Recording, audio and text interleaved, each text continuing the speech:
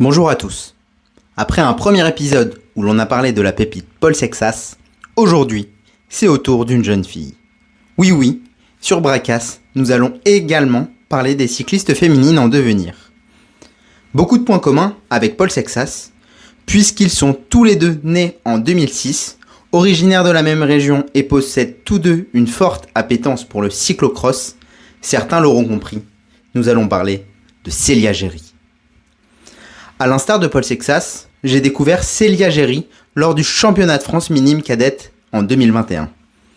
Elle qui était cadette première année comme Paul Sexas, a levé les bras devant Julie Bégaud et Cythia Rio, toutes les deux sur le circuit professionnel aujourd'hui.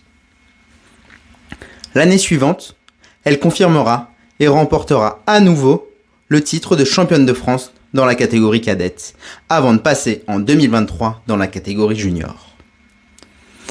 Malgré un palmarès sur route plus qu'évocateur et prometteur, c'est clairement dans les labours, en plein hiver, que Célia a crevé l'écran.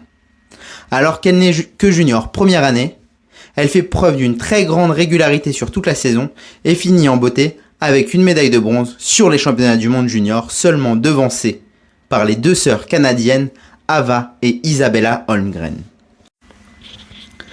Lors de la saison 2023-2024, elle s'avance en tant que favorite sur les manches de Coupe de France, de Coupe du Monde, les championnats d'Europe, les championnats du monde, et Célia ne déçoit pas.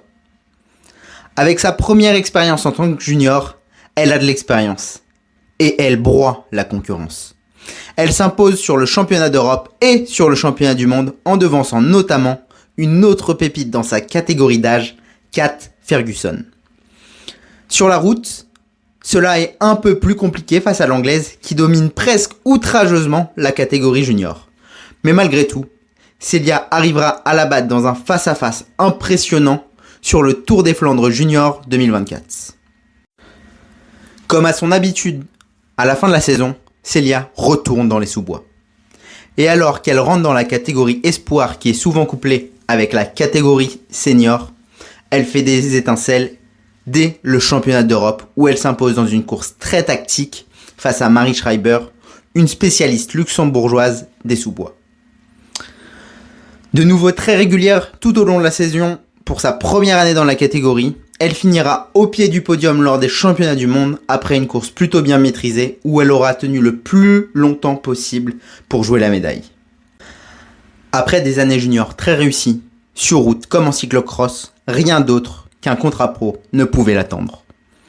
Courtisée par de nombreuses équipes professionnelles, elle rejoindra la FDJ Suez pour l'année 2025. Une équipe qui cette année-là aura fait un très gros mercato en recrutant notamment Demi Vollering et Juliette Labousse. À l'image du plus grand cyclocrossman du monde, Mathieu Van Der Poel, Célia développe des qualités de puncheuse, sans doute héritées de sa pratique du cyclocross. Elle s'illustre déjà par de nombreuses places d'honneur sur les courses professionnelles auxquelles elle prend part. Le point d'orgue de sa progression et de sa saison arrive sans doute autour de l'année 2025, où elle s'impose à 3 reprises en une seule semaine sur des arrivées plus ou moins variées, notamment dans un sprint en petit comité, mais aussi sur des arrivées au sommet de boss. Une démonstration d'un arsenal déjà très complet. Et pour couronner le tout, elle termine dans le top 10 du classement général, malgré un parcours particulièrement montagneux. Lors de ce Tour de l'Avenir, elle finira toutes les étapes dans le top 10, excepté lors du prologue inaugural de 3 km, dans un col où elle finira 15e sur près de 100 concurrentes. La question qui se pose désormais est simple. Avec de telles qualités, quel avenir pour Célia et quel palmarès peut-elle construire ? À titre personnel, j'aime beaucoup la comparer à Mathieu Van Der Poel. Lui ne gagnera probablement jamais le Tour de France et l'on peut sûrement en dire autant d'elle. Ses qualités ne sont pas celles d'une pure grimpeuse.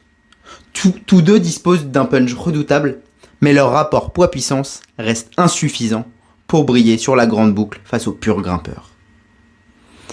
En revanche, les classiques semblent taillés pour son profil. Des épreuves comme le Tour des Flandres ou Paris-Roubaix, déjà conquises par Mathieu Van Der Poel, pourraient parfaitement correspondre à son style.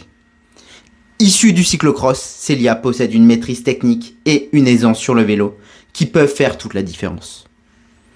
On l'a déjà constaté sur le Tour de l'Avenir. Elle y a brillé grâce à sa pointe de vitesse et à un punch à toute épreuve, capable de la propulser en tête sur des taquets courts, raides et explosifs. Une chose est certaine, malgré l'âge avancé de Pauline Ferrand-Prévot, le cyclisme féminin français a encore de très belles cartes à jouer. Et Célia Géry en fait incontestablement partie. Merci de votre écoute et à très bientôt pour un nouvel épisode sur Bracas.